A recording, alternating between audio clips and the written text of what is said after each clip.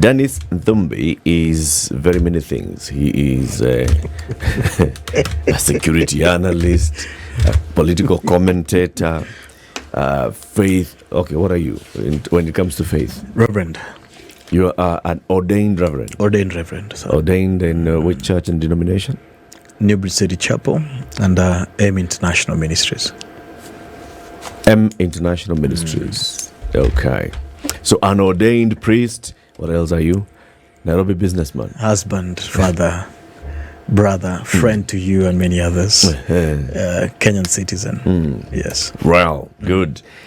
Deniss was one of the complainants who filed a petition against the IEBC commissioners, and this led to the formation of a tribunal to look at the conduct of the 4 IEBC commissioners. We know that 3 of them decided to resign before the tribunal started its work. 1 went through the process of the tribunal, the Mchelule tribunal, and Irene Masit has now been removed from office by the president. Deniss, we welcome you to the Kenya's biggest conversation. Thank you very much, Eric. This month, City Muga has the day's proverb. Yes, our proverbs for the whole of this week, ending tomorrow, are from the country of Uganda. Today's proverb: one who was not there kills the buffalo. One who was not there kills the buffalo. Yes. Mchungaji, what do you understand by this proverb? I mean, that one needs like deeper translations and revelations. I wouldn't know what... You want to take some time? Go to the mountain or what? What the Ugandans wanted to resolve by the buffalo, or whatever it is that there is. But it sounds deep. There's a possible depth in that. So only City Muga can tell us. City Muga, please. How do you kill a buffalo while you're not there? Exactly. Yes. Buffalo, big animal, difficult to kill.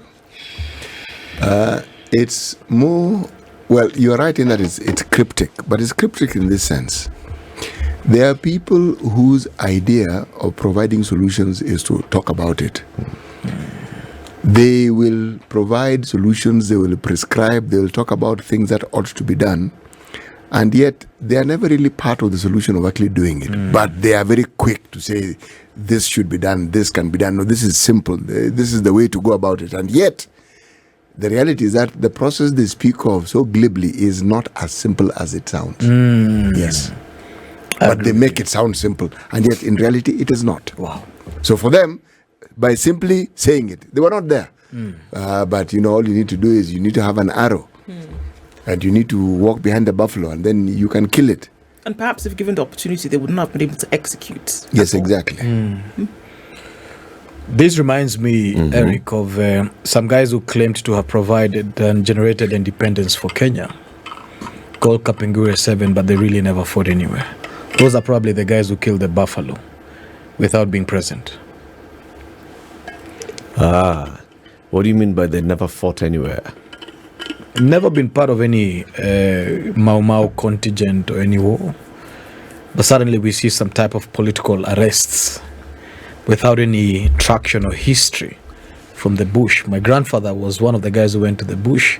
He was a general. Majority of them were assassinated after the independence. So we have people in this country who claimed to have provided for and fought for the freedom of this country. Yet really, they don't bear the marks of war. Possibly those are the guys that City Muga is talking about. So how did they end up in Kapinguri? Somebody told me that you can fight for the war, but certainly you may not be the one who enjoys the dividends of war. Yeah, so, I mean, you can be part of any struggle. You fight, you lose your legs, you lose your left eye, you lose your 17 teeth, but then suddenly you find that there are some guys who are sitting on the seat that were never part of the contingents in the forest. And that's the reality of life. Sad, isn't it? Sad, very sad, unfortunately. You filed a petition. I did. Against the former IEBC commissioners. Correct. Now the story today in the Standard, page 11, Ruto sacks Masit as Shimal's appeal of decision. The president did not wait for the 30-day window forwarded to him in sacking Electoral Commissioner Irene Masit following recommendation by a tribunal that he formed to investigate her. According to a Gazette notice that was shared by State House spokesman Hussein Mohammed, it says the appointment and tenure in office of Irene Cherop Masit as member of IEBC is terminated with immediate effect. This was yesterday. This was, of course, after the Mchelule Tribunal sat and presented its report to the president. The other three had left office. Correct. Let's talk about your petition, particularly. Yes. When you filed this petition, what issues did you have against the commissioners? Thank you very much, Eric. Indeed, it was a rigorous process. And I happened to be part of the entire electoral process, the entire campaign process, the entire electoral process. And I happened to do some training for agents with the National Democratic Institute. And therefore was quite conversant with the laws or provisions that are required to be met by whatever practitioners or functionaries or luminaries within the entire electoral process. And I was in Bomas every day, except one, which I was overwhelmed and I needed to sleep and recover. And what I saw through the entire process, and even before the electoral process, contravened everything that the Constitution specifies on how elections should be run. Other than the fact that the voting day was quite peaceful, but there were nefarious plans that were put in place to set off certain things that would get us in as a country into some places and some spaces that are outside the law. And whatever is outside the law then requires political solutions. And then that's how we get into the questions of handshakes, partnerships that are not necessarily good or useful for the country. We lose peace. You realize that I did a bit of research and I realized that in Africa, Kenya has had repetitive permutations that set us off into war and into some type of stability. I looked at Ethiopia. They had a process in 2005. They resolved it. Nigeria 2007. I mean, of course, Nigeria is back there now.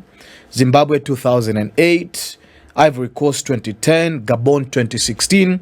But when you look at Kenya, 2007, even back in 1997, 2007, 2013, 2017, 2022. Essentially, peace in this country only happens within 5 years. And when the electoral cycle comes, then we have a political instability or political risk that is introduced into institutions by political players who don't want democracy to survive or thrive, but want their will to survive and thrive. And so I had an obligation. And I looked at the process. I was in Bomas. I was both an eyewitness and an expert witness because I was there all the time. I was part of the electoral process. And I said, if what I saw in Bomas is not corrected, what I saw through the electoral process is not corrected, then essentially this country will never recover from anything whatsoever. Indeed, what happened this time round was supposed to set us off in a worse tangent than 2007 because I saw it with my own eyes. Truly speaking, I don't think we would have recovered from it to date at the end of the day. Why? Because the country was so fragile. Economically, there's hunger. We're looking at a military that has been run dry from the war in Somalia. We're looking at a police force that had become killers and assassins at the end of the day. There was no institution that would have held us together for less than 2 years. By the time we got to recover. 2007, we had a bit of strong institutions at the end of the day. The military would have come out and supported us at the end of the day. But when you look at it, 2022 we're looking at a country that had hit the lows of the lows. It was in ICU. And so when you plug off the oxygen from anything that is in the ICU, we were likely not to recover. And I'm telling you the truth. Why didn't we head in that direction? We didn't head into that direction sincerely. Let me tell you something. I have great respect for men of integrity. And I'm telling you the truth. Anybody can say what they want to say. But if we did not have the man called Chebukati, this country would have burned down. I realize the strength of one integral man can hold a nation. You don't even need 17 of them. You need one guy like Chebukati consistently, and this country will be saved. Let me ask you, Deniss. You talk about the fact that the reason why you went, or rather why you then petitioned for Commissioner Irene Masit then to be sacked was because you felt as though there was electoral mishaps, and that this, having seen the pattern over the last 10, 20, 15 years, is you wanted to now see how these things could be overturned. All right. So now the tribunal sat its course. She has then been sacked, essentially. Do you feel now that electoral mishaps have been solved by virtue of this petition having gone through? So essentially what happens is that the entry of the 4 commissioners was a late entry into the commission. And their entry was essentially facilitated by a cabal of politicians, elite politicians, who wanted IBC to rule and judge in a particular way. The evidence is there. The report that has been given by the Muchelule Tribunal, which I was a tribunal witness, number 1, then afforded for a lot more information on what happened, the plans that were set on that other day.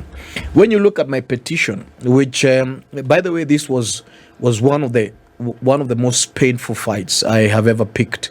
I had no idea that there was such darkness in IBC, and I had no idea that my life is going to be a risk and many of those things. And I can tell you, it's by the grace of God that I'm alive today. When you look at what I put in my petition, the functum of the petition, the facts, and the fact that I laid based on the Constitution, I relied on my presence within the electoral process and Chebukati's affidavit at the Supreme Court, which was part of a winning case at the end of the day.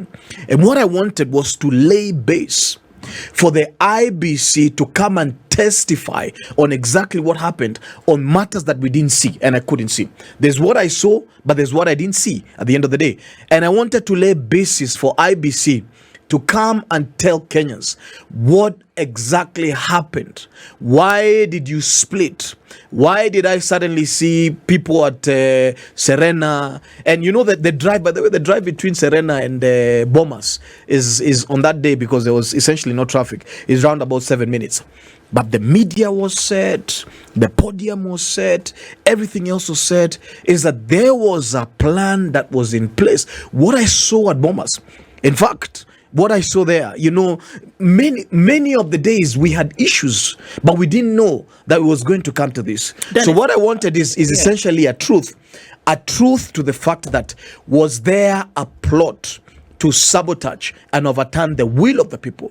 And if that was there, we need to hear it. Okay. And when we hear it, then actions must be taken. Okay, and those kind of people must never hold public office again. So you previously had said the reason why you were doing this was to show that there are electoral mishaps in the country. Correct. Now you're saying that you did this so that people could know exactly what happened at Bomas. Absolutely. I want to know, is it one or the other, or is it a combination of the two? So there was a lot that happened within our electoral process. That is part of the 7 things that should be looked at. We had voter buying. The chiefs were involved earlier on. They used relief food to take away IDs. There was vote suppression even before the elections happened. What you saw in Bomas was a tip of the iceberg in terms of the nefarious and dark plans that were planned against this nation to suspend the democracy. So what I'm saying is that the tribunal and my petition in Parliament was merely dealing with the removal of office of this officer so that we can have other integrous Kenyans who come into place. There was a ruling by Judge Mrima. And the ruling by Judge Mrima found fault in the selection panel of IBC at the end of the day. And Parliament took this up and say, for as long as we don't correct the selection of the IBC officers, then we will always be given people who can be controlled by politicians rather than sticking to the fidelity of the Constitution. And Parliament took that and they amended. Now we have a new selection panel in place. So there was almost for about 2 years, things that were set in place to make sure that the electoral process failed, including the police, including everybody else. Bomas, we didn't have an effective command system of the police. For 2 days, I couldn't leave Bomas because I was subject to kidnaps at the end of the day. You were kidnapped at Bomas? We were subject to kidnaps. Two of some young boys there were kidnapped at the end of the day. Some guys never found their way to life again. And so this is just a tip of the iceberg, the removal of office of these people. When you look at the Judge Muchelule's recommendations, in fact, it's saying that these people need to face the law. But essentially, we are looking at strengthening institutions and processes. This country, its shelf life can never be 5 years. That we are looking at progress, and every investor that comes into this country, because I'm in security, I can tell you majority of the companies always want to fold up within 5 years. We can't have a country whose life shelf life is just 5 years and they have no idea what's going to happen after the next 5 years. We can't have a country where it is the rule of politics rather than the rule of law. We can't have a country where institutions are not strong. They are run by weak men who can be controlled and bought by anybody. So this presidency is supposed to be a warning that the problem that we've had in this country, and if you look at Transparency International said that of all the years that we have funded the fight against corruption, we've never won. Why? Because of something called presidential immunity. The disease has always been that all major corruption cases in the country have always survived because of presidential immunity. They've always emanated from the presidency because everybody thinks that if Eric is employed in an institution, he thinks that if I do any wrong and I'm aligned to the president of the day, nothing will befall me. Okay. You're safe. But this then is a precedence that means that one day that president will go, and one day you'll have to face the law. One day you'll have to look at the reality of what you did and ask yourself whether it was good or whether it was bad. And at the end of the day, we can't just stop at the removal of office. We have to look at the entire system. We have to look at the entire system. So let's use your experience here. So you were trained by the National Democratic Institute. You were integral to the UDA campaigns, right? Were you an agent in this election? I was not recruited by the UDA to do anything. What were you doing in the election? I was an analyst at the end of the day and just a political player. Okay. At the end of the day. So you didn't have a role that you were playing? I didn't have a role. In the entire electoral process? In UDA. Under IEBC, in any party? Not in any party. But you said that you observed several things happening. Correct. Even before the election itself, yes, you observed things that were not going right. Correct. Some of those things that you've mentioned, you are alleging that there was vote suppression. Correct. And vote buying. Yes. You witnessed this with your own eyes. I did. This is before the election. Before the elections. And on voting day, did you notice anything? On the voting day, essentially, what I voted in Langata, so I went and voted, and I did a few laps. I had a team of about 50. And this team was basically going around and giving feedback on. You had a team of 50 analysts, because you are an analyst. Just my team that I deploy basically to give information. When you're an analyst, you need to collect information. You need to know what is accurate, what's happening. So what were they? Were they accessing the polling centers as observers, as media? What? I had first of all, I trained a team of observers from the EAK. Who were around about, I think, plus 1,000 at the end of the day. I trained presidential agents. So these are contacts that I had across the country, and essentially there was information. So there was somebody else's team, but there was somebody else's team, but also had my team that I had deployed, and especially to look at matters of security and safety and give me information that I need to process. And if I need to process, then this information needs to go. On voting day, what information did they give you? So on voting day, essentially it was absolutely largely peaceful. Okay. And the counting process was peaceful. Essentially the steps, steps that are there, and we didn't have any issue. The damage was done before the voting day, and at the tallying center, at the presidential tallying center. That's where the issues were. Our safety nets that we had were basically essentially through the KMS kit and the process that the electronic transmission process offers us. Our transmittory process from registration to voting to transmitting gives us a safety net to be able to exchange what has been posted by the returning officers or anything of the sort versus what has been transmitted. Chebukati opened the server, so anybody could take a calculator and calculate whatever it is that they need to see. So what mischief was in Bomas? So the mischief that was in Bomas, number one, was the fact that when the results were known, that the results were not supposed, from my end, what I saw as an eyewitness, that when they were not favoring the Azimio side, then the Azimio side wanted to stop the announcement of the elections. And they branded Bomas as a crime scene. That's number one. Number two, what they did is that they completely went to they went towards the person of Chebukati.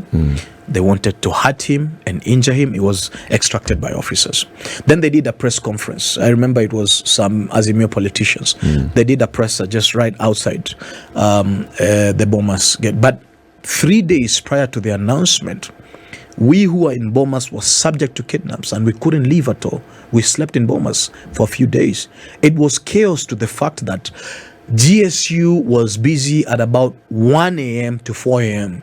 chasing goons from the compound of Bomas. Bomas itself was supposed to be taken over 3 days before the announcement. So the Electoral Commission that was in charge of Bomas, correct, was doing its work as all these things were happening. Yes. The registered agents for the presidential candidates were freely traversing the area. Yes. Observers such as yourself were in Bomas peacefully. Not peacefully. You are in Bomas. Yes, we were in Bomas. Security agents were doing their work, which is blocking the hired goons or whichever goons were trying to come in and ensuring your safety. That's why Deniss Nthumbi was not kidnapped. Okay. So things were working. Things were working. So the security was working. It was doing what it was supposed to do, which is ensure safety of Bomas. The commissioners and the staff of the IEBC were working, which is receiving and in tandem and tallying. Yes. And recording the results and reading out to the people. Yes. Why is the mischief? The mischief essentially is what you saw. There's only one gazetted center to report presidential elections by law. It's not Serena. The disagreements that came, according to the Chebukati affidavit, was that it afforded us interior details of the dealings that were designed to subvert the will of the people.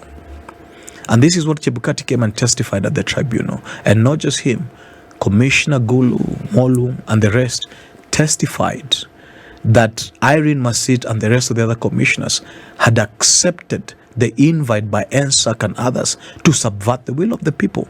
That is serious mischief. The other mischief that we saw, and I told you that prior to the counting day, they wanted to stop the counting process. They wanted to stop the announcement process.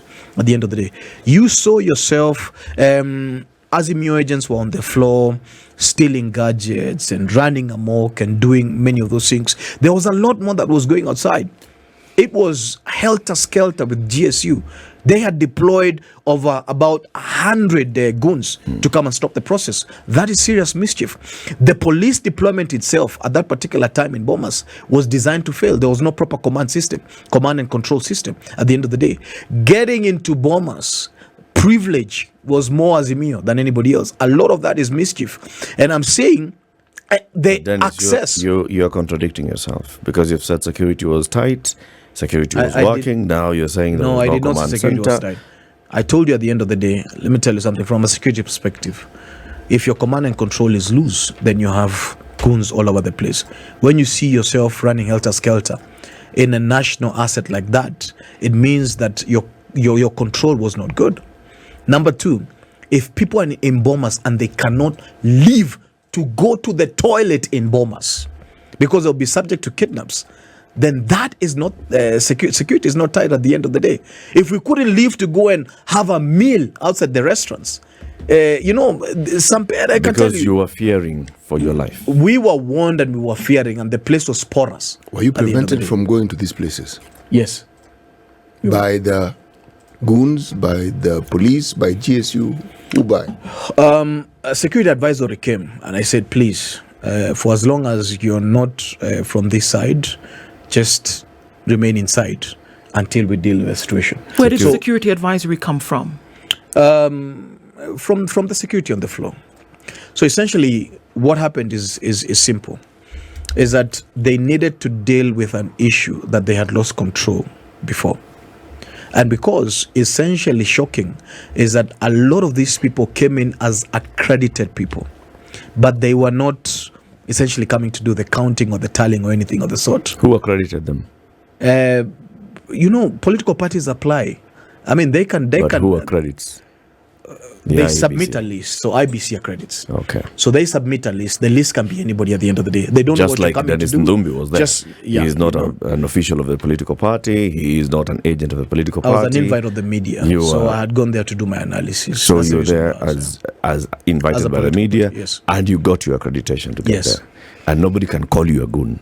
No. Because they don't know how you got there. I mean, I did not go there to destabilize. I did not go there to kidnap anybody.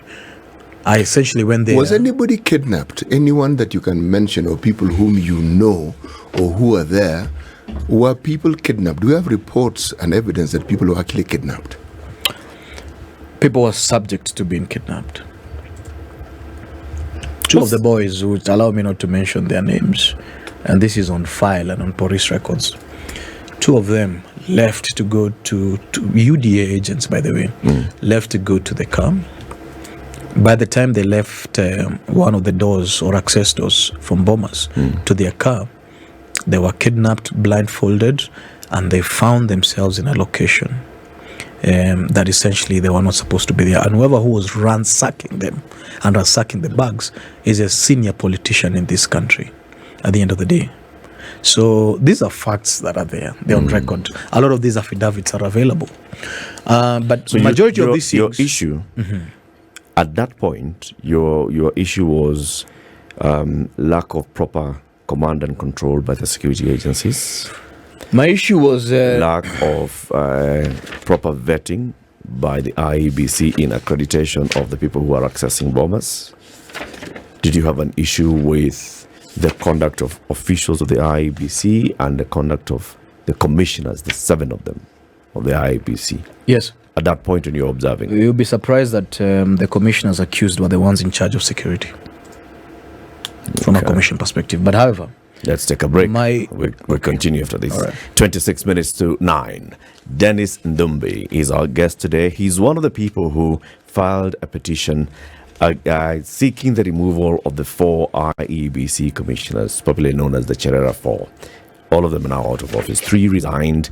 Irene Masit has left office after the recommendation of a tribunal that was established to investigate them, and the president has gazetted that the appointment and tenure of office of Irene Masit as member of IEBC has been terminated. Of course, she still has days, and it's reported that she's mulling whether to actually seek court intervention on the conduct of the Mchelule Commission. Okay, so we talked to Deniss to understand what he saw, what he felt at Bomas. He was in Bomas, he tells us, and that's what we're seeking to understand. You see, when you talk about electoral justice, it's got to start somewhere, and it has to head somewhere. This is the Situation Room, the only way to start your day. The conversation continues with the Reverend Deniss Nthumbi, who is politics, governance, and security commentator. And he's here because he's one of the people who filed a petition seeking the removal of the 4 commissioners of the IEBC. Now, those 4 have been removed from... No, 1 has been removed from office, 3 resigned from office. And Deniss is here saying, you filed that petition because you'd like things never to happen the way you saw them happen in 2022. Absolutely. Do you think... all those things that you're talking about, there was before the election, you say allegations of voter bribery, vote suppression.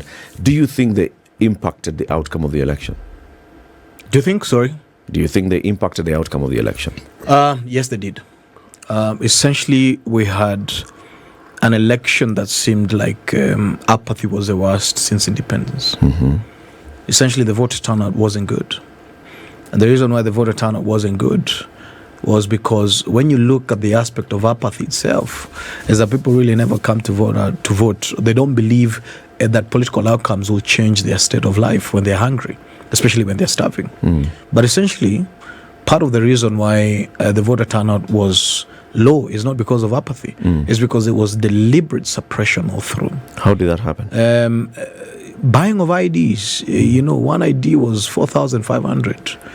We have this evidence at the end of the day. I know where exactly it was and you happening. say it was so widespread that it actually affected the outcome of the election? I'm telling you, there was almost about 10 billion shillings that were released for this exercise.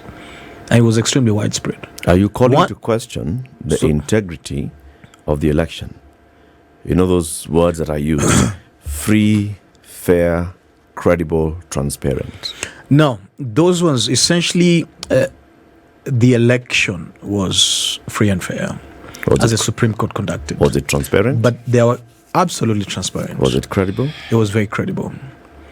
The outcome was excellent. What I'm saying is that there were Kenyans who were denied the right to vote because the prevailing economic circumstances and hunger circumstances in the country, they chose to sell the IDs for 4,500.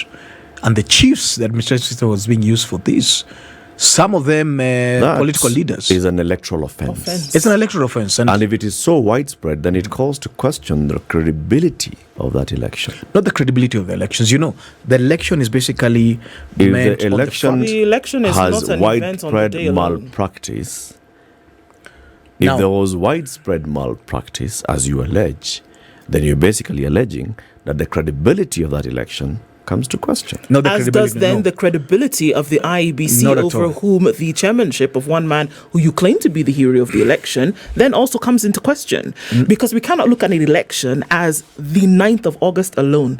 There are processes which lead up to this election. And there are certain things that are put in place to enable an election take place on a particular day. Now, if you are saying that certain things happened to preclude this from happening on said day, it brings the entire process Not into entirely question. true. No, Yes, it does. No, it's not true. Now, the outcome of the election is specified by the integrity and the fidelity of the voting processes. Now, I'm not putting in question in the voting processes. What happened within the polling stations was A1. The transmission was A1. The opaqueness was not there, as it was judged and ruled in 2017. Essentially what I'm saying is that there were Kenyans who were not afforded the right to vote. So that means The what right to happened vote at the polling is not, station was no, not it, A1. It did not happen at the polling station. You put the integrity. People did not access the polling station. No, it's not an access. Look, If they were denied the opportunity to vote, That means they they were did not denied, access. not they were access denied it. access.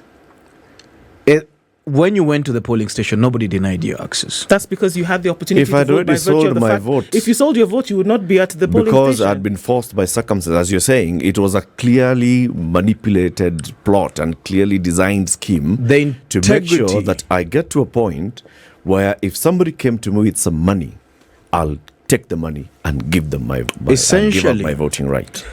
The maxim of an integrous election is mapped. And I agree with you that there are offenses in terms of vote buying and whatever it is that there is. You can't vote without the ID. True. So it doesn't have to be essentially an electoral process. Okay. They use the kazi kwa vijana to say that if we owe you money for a year, we haven't paid you for a year, you have to leave your ID behind so that we can process your payments.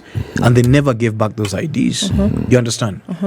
But also they were deliberately buying IDs 3 weeks prior to the election. Okay. This was known information, Deniss. I must ask you This this is before known you. Okay, so information. hold This on, is known please. information. I must ask you. Yes.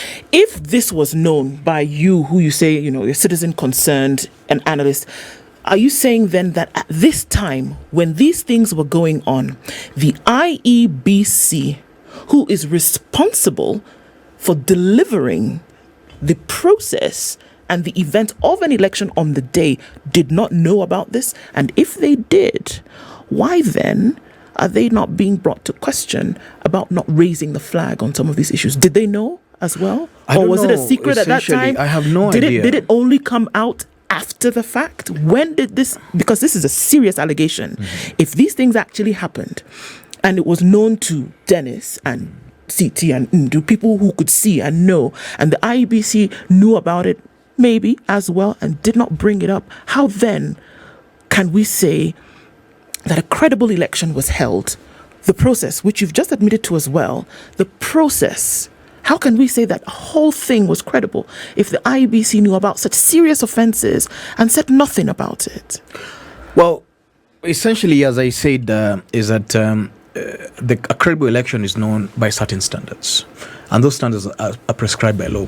If you decide to sell your ID and it's not on the voting day, it's not part of the process, is an offense. You and the one who bought the ID are essentially committing a malpractice in any way, in any day. But everything that happens in a polling station, the processes and the procedures are supposed to be open, and that is the maxim based on the John Githongo case, that we know that a credible election has been done. Everything, the tabulations and whatever it is, whether it is 10 people who show up, of course it's a threshold. There's the presidential candidate need to meet a certain number of counties and a certain number of percentage at the end of the day, but based on what happens at the polling station, that is the beginning and the end of a presidential election. Whatever happens there then is what is transmitted to the National Tally Center. Dennis, the election. What I'm saying is this. The election is an event. From the moment the IEBC gazettes the date of the election process is on course. And that is why the IEBC is very clear. If you commit an electoral offense, you are committing an electoral offense. If you bribe voters, if you participate in voter suppression, if you participate in intimidation or violence against electoral officials, if you did any of those things, you're committing an electoral offense. An election is in effect. If you have suppressed, and you're saying that a sufficient number of voters were suppressed, and absolutely. I asked you, do you think it impacted the outcome? And you say that unequivocally you said yes, it impacted the outcome. It was impacting the outcome of the election. That means not a credible election. Credibility. No. Those are words you're putting in my mouth. Which one? What I that say, impacted the impact of the election? I told you that what it impacted was the number of Kenyans that are supposed to come and vote. The number of Kenyans essentially who would have voted this time round.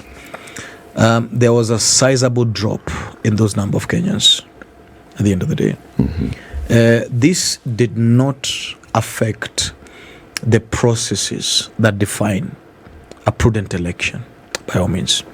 Now, she asked me about whether or not that IBC knew. I don't work for IBC, so I wouldn't know. And that's the reason why I wanted for the tribunal, for Chebukati to come and say himself, as IBC, what he knew on that particular day, and which he came and testified. He was the last tribunal witness. For us to know the extent at which there were malpractices, a commission of inquiry has to be put through by the president. And that is when, because the tribunal only focused on the removal of office. And even based on that removal of office, there was a lot of truths that were spoken that are part of the tribunal, Muchelule tribunal report.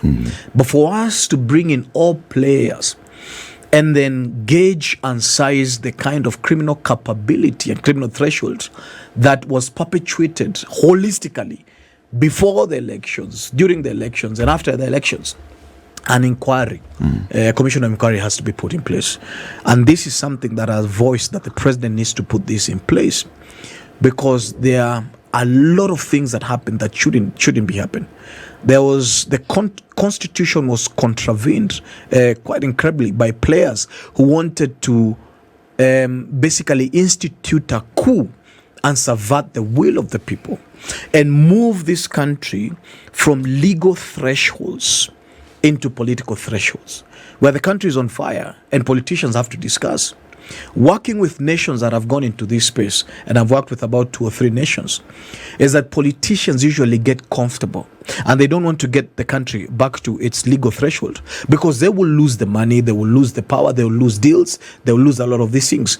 So the population remains in squalor while the politician is benefiting at the end of the day.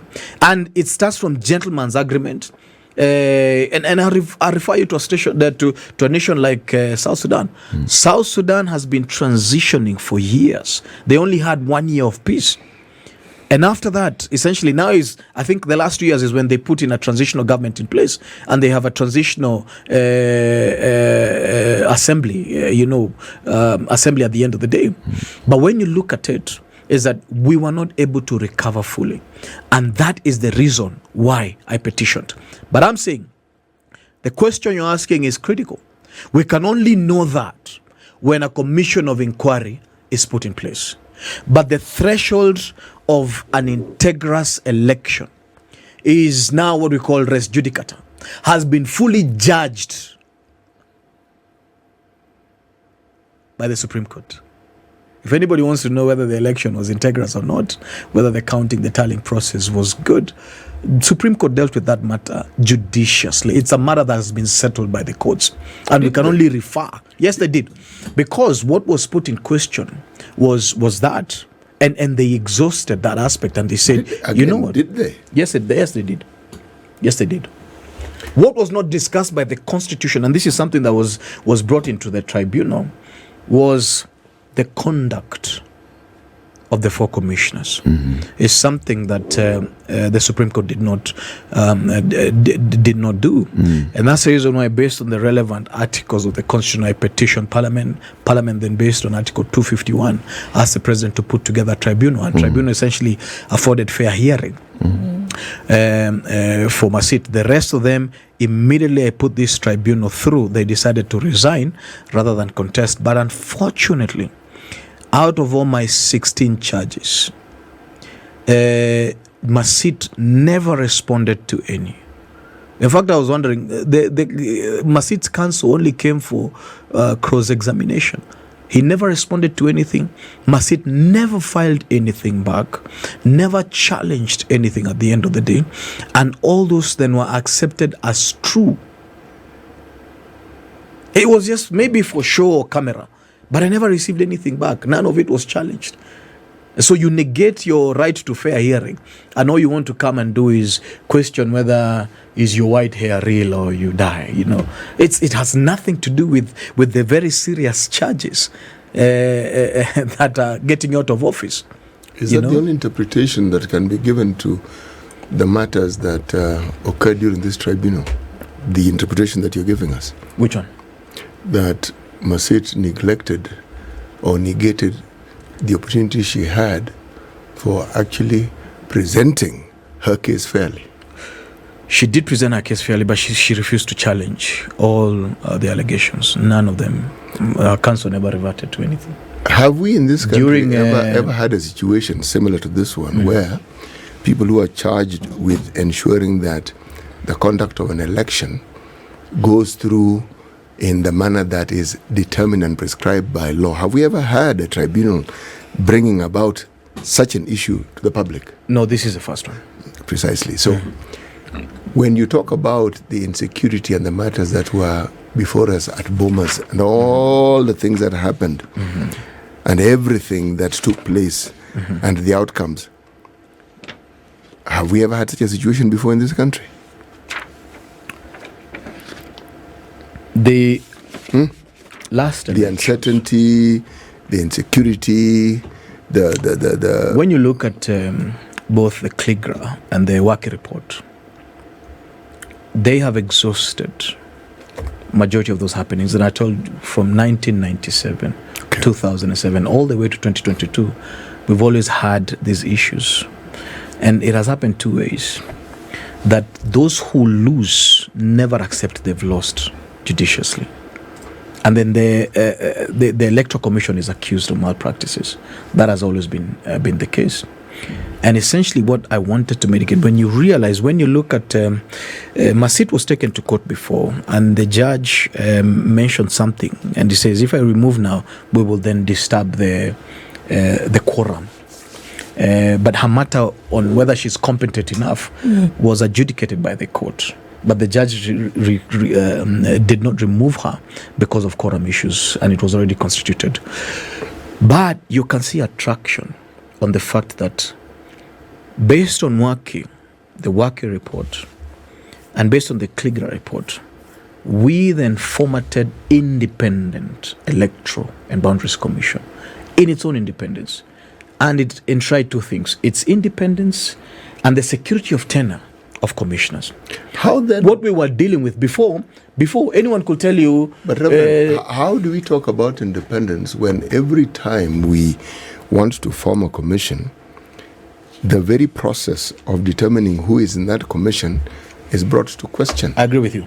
And that's the reason why. So, even now, the political process is never really far from the formation of this. But then, the argument about complainants, you see, the pattern that you speak of is clear, but then it was disturbed in 2017 because then the complainants were found to actually have an issue that the court felt was adequate, and we went for a re-election. What am I saying?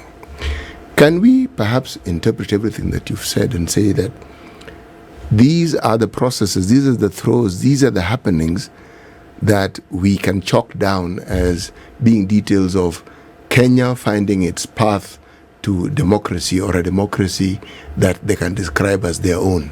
All these things, because we say we are in a democratic process, and everything that is happening, if we take your argument, with every process we seem to learn something and we seem to find ways of improving. So everything in summation is just a description of how Kenya has gone through the processes of determining its own democratic path. I agree with you. I agree with you fully. The danger would be for us to negate to do this advancement. The danger would be for us to negate to challenge any darkness whatsoever, and it remains a status quo. One of the things that I found extremely rigorous is the term of office. I never knew that getting someone out of office is this difficult and expensive and painful. You almost feel as a complainant that justice is being delayed. Don't you think that is actually assuring independence of the officer? It is, but I realize that true independence is based on self-governance, the integrity of the soul and the heart of man. If you can be in an independent commission, but you're not independent, you can be in the media, the fourth estate that has been birthed from the freedom of speech, from the Bill of Rights. But at the end of the day, you're not independent, So it depends if we don't have self-governance. You can be in any commission and you're not independent.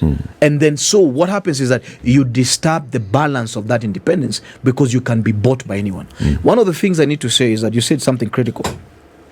The selection process has been mad and segmented.